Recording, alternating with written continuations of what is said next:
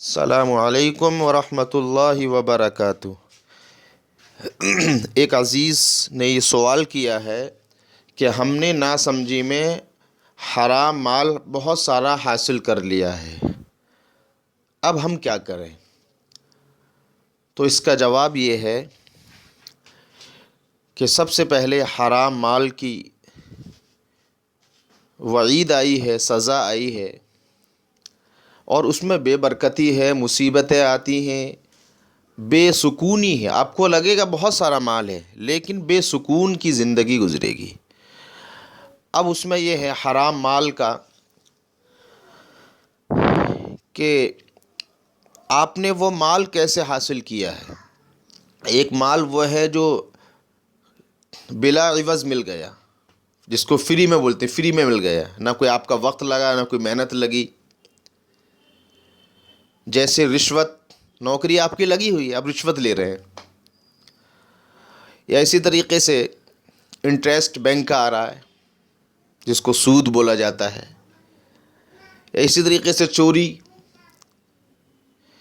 تو یہ مال بلا عوض ہے، آپ نے کچھ لگا نہیں ہے، آپ کا فری میں آپ کو مل گیا، نہ وقت لگا نہ کوئی محنت لگی۔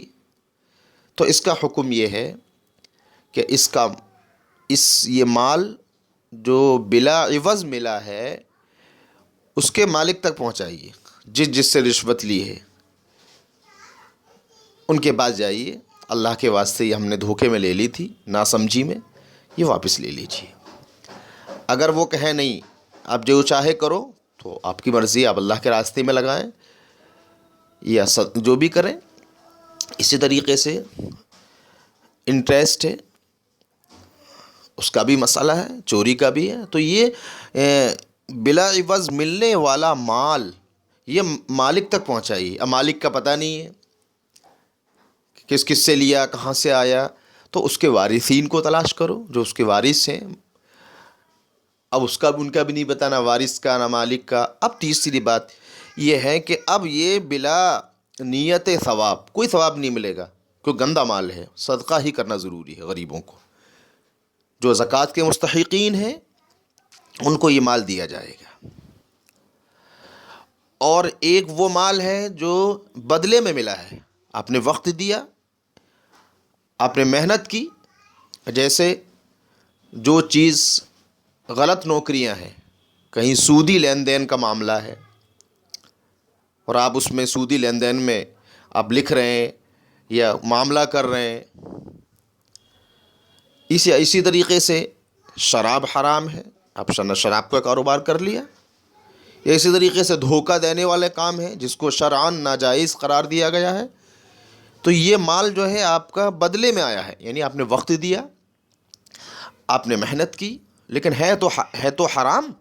اس کا حکم یہ ہے، یہ تو صرف اور صرف بلا نیت ثواب صدقہ ہی کرنا ضروری ہے۔ تو یہ دونوں الگ الگ، جو مال بلا عوض آیا، فری میں آیا، اس کا مالک تلاش کرو، نہ ملے وارثین کو دو، نہ ملے اب صدقہ کر دو۔ اور ایک وہ مال ہے جو محنت سے آیا ہے، تو اس کا تو صرف صدقہ کرنا ہی ضروری ہے۔ اور ان دونوں میں یعنی صدقہ ہم اصول اور فروع کو نہیں دے سکتے، ایسی زکوٰۃ میں ہے۔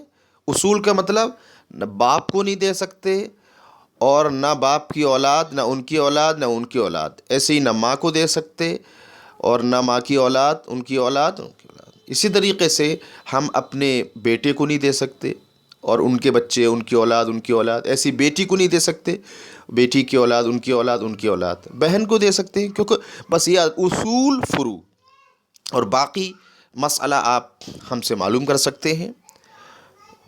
ہمارا نمبر اسکرین پر دیا گیا ہے، واٹس ایپ پر میسج کریں، اور آپ کمنٹ میں بھی پوچھ سکتے ہیں۔ اور پلیز ہمارا چینل سبسکرائب کریں تاکہ آج کے وقت کے حرام اور حلال اور دیگر معاملات و مسائل کے ہم بناتے رہتے ہیں، نوٹیفیکیشن آپ کو پہنچ جائے گا۔ اس کو شیئر کریں۔